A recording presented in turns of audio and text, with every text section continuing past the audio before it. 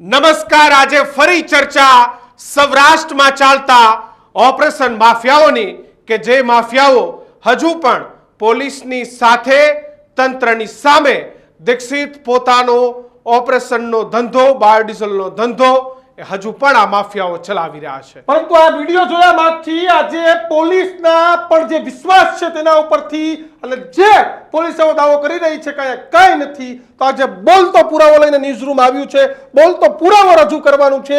અને આ વિડિયો તમે નહીં માનો, ઓપરેશન ચાલ્યા પછી અમારા દર્શકોએ અમારા સુધી આ વિડિયો પહોંચાડ્યા છે કે જુઓ કઈ રીતે ગેરકાયદેસર બાયોડીઝલનું વેચાણ છે તે થાય છે, કઈ રીતે પોલીસના નાક નીચે આ ધંધો થાય છે, કઈ રીતે પોલીસના હપ્તા ખોરીથી આ પ્રકારનો ધંધો થાય છે તેનો સૌથી મોટો પર્દાફાશ કરીશું। કારણ કે ઓપરેશન ચાલ્યા પછી એ જ દિવસે રાત્રે ધંધો તો બંધ થઈ ગયો, પરંતુ આ લોકોની ટેવ છે ક્યાંક દારૂની રેડ પડે તો બુટલેગરો 2-3 દિવસ મામલો સાથ ન પડે ત્યાં સુધી કિશન વેચાણ બંધ કરી દે, અને આ બાયોડીઝલમાં પણ એવું થયું। અને હવે એ કિમિયાથી ચાલુ કર્યું છે કે ભાઈ અમે તો બધું વ્હાઇટનું કરીએ છીએ, પણ ગેરકાયદેસર પંપ ચાલુ કરવા કિશન આ વ્હાઇટનો ધંધો છે। અને ઓપરેશન માફિયાનો પાર્ટ 1 રિલીઝ થતા તમામ માફિયાઓમાં ફડફડાટ મચી ગયો, તમામ ગાડીઓ બંધ કરી દીધી હતી, પરંતુ પોલીસ સાથે સંકળાયેલા માફિયાઓએ ફરી પોતાના સેફટી લઈ લીધા કે ના કંઈ જ નહીં થાય, તમે ધંધો ચાલુ કરી દો।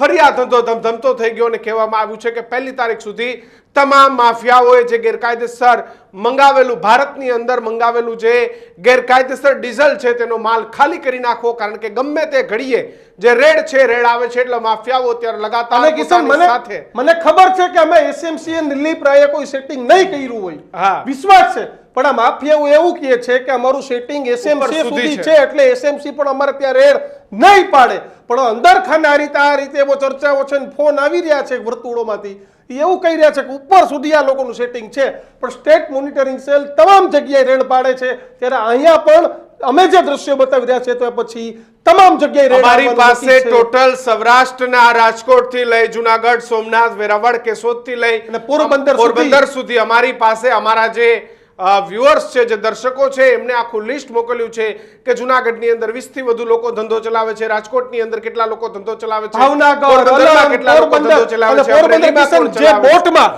જે બોટમાં માલ જાય છે તે આખો માલ બાયોડીઝલનો જાય છે તેવી સૂત્રોએ માહિતી આપી છે। આમ તો પોરબંદરના એસપીને ગુંડાઓને નાબૂદ કરવામાં ખૂબ મોટો રસ છે ને પડવો જ જોઈએ, ગુંડાગીરી નાબૂદ થવી જ જોઈએ। તમે વિચાર કરો કે જે માછીમારોને સરકાર સબસિડીમાં સસ્તું ડીઝલ આપે છે એના કરતા પણ આ માફિયાઓ એ ગેરકાયદેસર મંગાવી સરકારના ચોપડે ચૂનો લગાડી અને ડીઝલનો ધંધો એ કરી રહ્યા છે।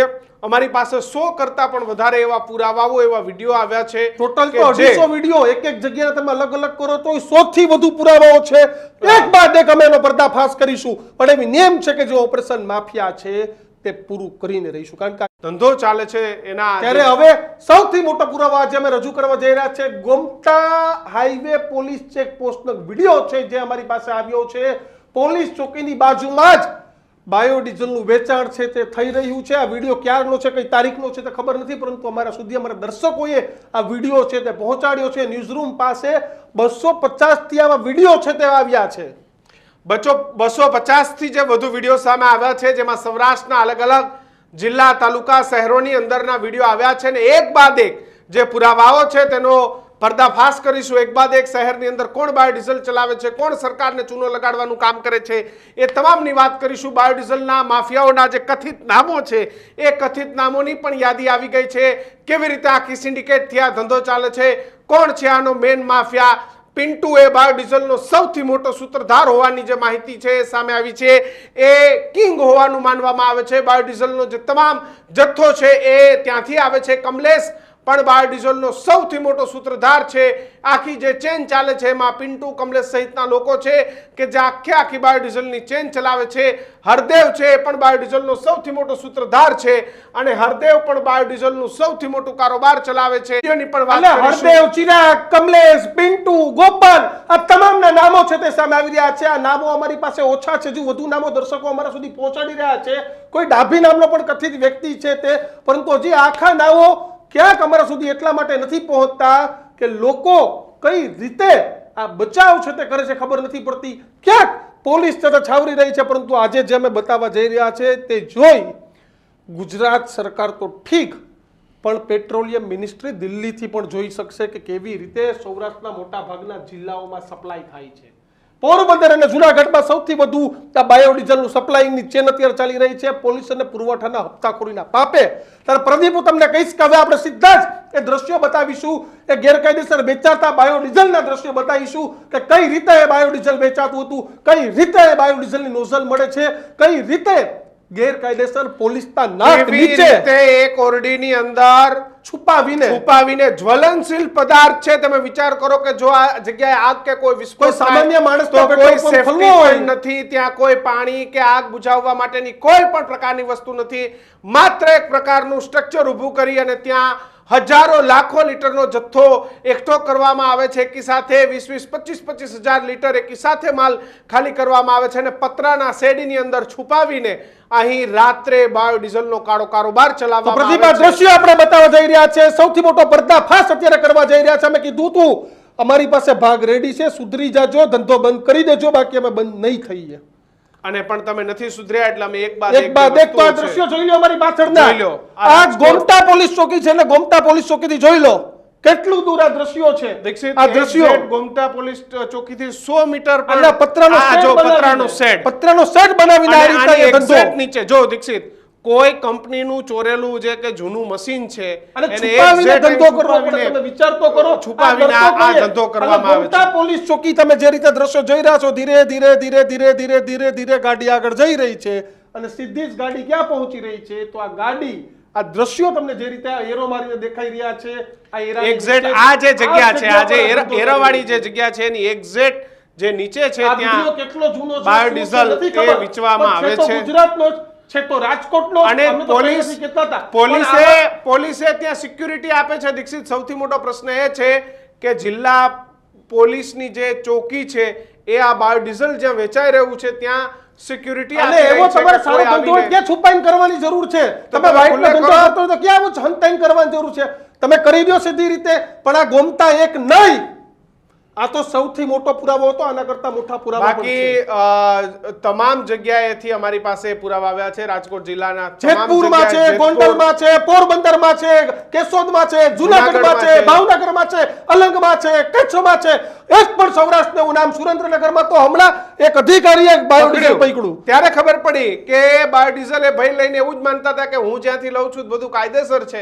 નાનો માણસ હતો, પોતાની ગાડીમાં ભરીને નીકળ્યો. ત્યારે જ્યારે એને રોકવામાં આવ્યો ત્યારે ખબર પડી દીક્ષિત કે હું તો ગેરકાયદેસર માલ લેવા ગયો હતો, પણ કોઈએ એને કાયદેસરના નામે પધરાવી દીધો. પણ જ્યારે એને જોયું ત્યારે એને ખબર પડી કે ઓહો આ તો ગેરકાયદેસર હતો, એ માણસના પૈસા પણ ડૂબી ગયા. તમે નાના માણસ છો, કોઈના ભરોસે આ પ્રકારે બાયોડીઝલનો ધંધો કરો છો તો તમે ચેતી જજો, કારણ કે ગમે ત્યારે તવાહી આવશે એસએમસીની કે ગમે તેની, ત્યારે તમારે કમાયેલા તમામ નાણાં એ મૂકવાની તૈયારી રાખવી પડશે. સરકારને પ્રતિ લીટર 35 રૂપિયાનો ચૂનો લગાડવાનું કામ એ બાયોડીઝલ એટલે રોજનું કરોડો રૂપિયાના ટેક્સની ચોરીનું કામ આ માફિયાઓ કરી રહ્યા છે. દારૂ જુગાર કરતા આજકાલ બાયોડીઝલમાં જાજો રસ પડે છે. રાજકોટ જિલ્લા એસપી સાહેબ, તમારા માટે તો આ શરમજનક બાબત કહેવાય. તમારા માટે તો આ તમને ચેલેન્જ આપી કહેવાય કે એક્ઝેક્ટ જે ગોમટા પોલીસ ચોકી છે એની એક્ઝેક્ટ બાજુમાં આ પ્રકાર અને આવું તો જેતપુરમાંય છે, ધોરાજીમાંય છે, ઉપલેટામાં પણ છે. તમે આગળ જાઓ તો પોરબંદરમાં પણ આ જ છે, ઉપલેટામાં પણ આ જ છે. સૌથી મોટો જો બાયોડીઝલનો મુખ્ય કારોબાર બીજી કોઈ જગ્યાએથી ચાલતો હોય તો જેતપુરથી ચાલતો હોવાનો સમાચાર છે દીક્ષિત, કે ત્યાંથી ખૂબ મોટું બળ મળે છે અને એ બળથી પણ ખૂબ મોટા પ્રમાણમાં બાયોડીઝલનો ધંધો છે એનું નેટવર્ક એ સૌરાષ્ટ્રમાં પથરાયેલું છે. પુરવઠા વિભાગમાંથી કોઈ પણ પ્રકારની એમને જેની ભાષામાં કહેવાય કે આંગળી કે સડી ન કરે એના માટેનું સેટિંગ એ જેતપુરથી ગોઠવવામાં આવે છે દીક્ષિત. અને બધી જગ્યાએ સેટિંગ છે. મેં પહેલા કીધું પોલીસમાં પણ આ લોકોનું વેલ મેનેજ સેટિંગ છે.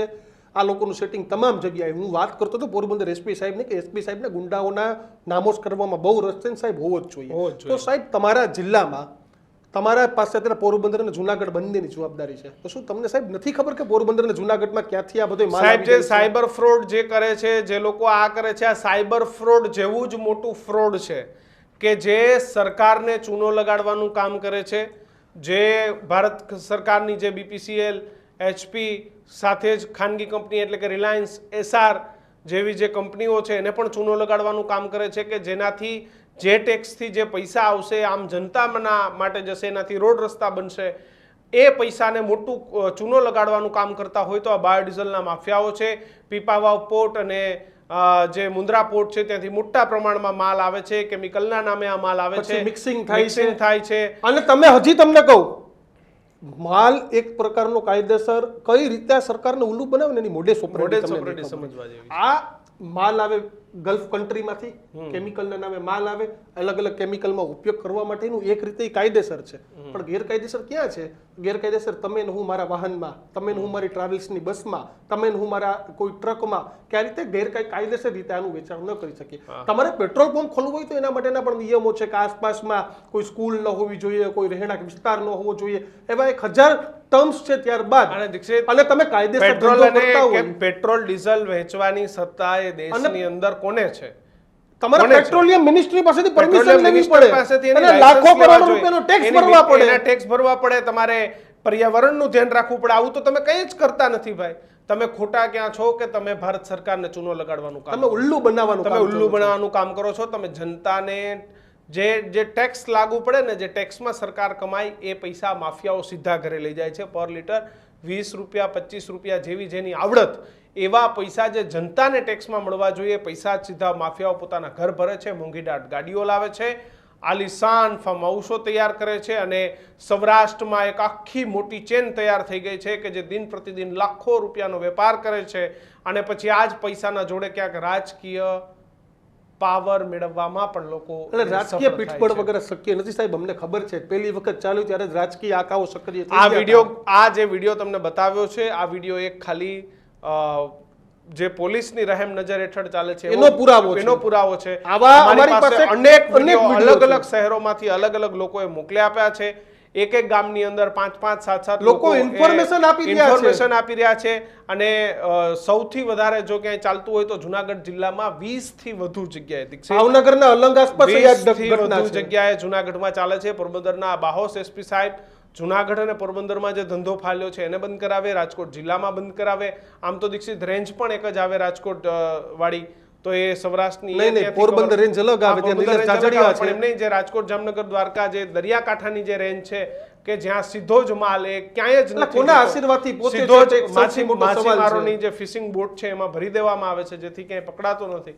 પણ આ માલ એ ગેરકાયદેસર ઉતરે છે. કસ્ટમ વિભાગે પણ વિચારવા જેવો પ્રશ્ન છે, કોસ્ટ ગાર્ડે પણ વિચારવા જેવો પ્રશ્ન છે કે આ બધા કોની રહેમ નજર હેઠળથી આ બધું જે તિકડમ ચાલી રહ્યું છે અને ખૂબ મોટા પૈસા એ બાયોડીઝલના માધ્યમથી સૌરાષ્ટ્રના દિગ્ગજ લોકો બનાવી રહ્યા છે, કમાઈ રહ્યા છે, જે રાજકારણ સાથે પણ જોડાયેલા છે. આ જ પૈસાથી પછી જનતાને દબાવવાના કાર્યક્રમ થાય છે. અમારી વાત સાથે આપ કેટલા સહમત છો? હજુ પણ તમારી પાસે આવા પુરાવા હોય તો નીચે અમારા નંબર આવી રહ્યા છે, એમાં મોકલી આપજો. એમાં તમામ જેમ વિડીયો લાસ્ટ મોકલી ટાઈમ આપશો, મોકલી આપ્યા હતા, એમ ફરીથી ગામનું નામ વિડીયો અને મોકલી આપો, એ મોકલી આપશો. આપણે આ જ રીતે પર્દાફાશ છે તે ગેરકાયદેસર આવા ચાલતા બાયોડીઝલના કન્ટેનરનો પર્દાફાશ કરતા રહીશું. નમસ્કાર.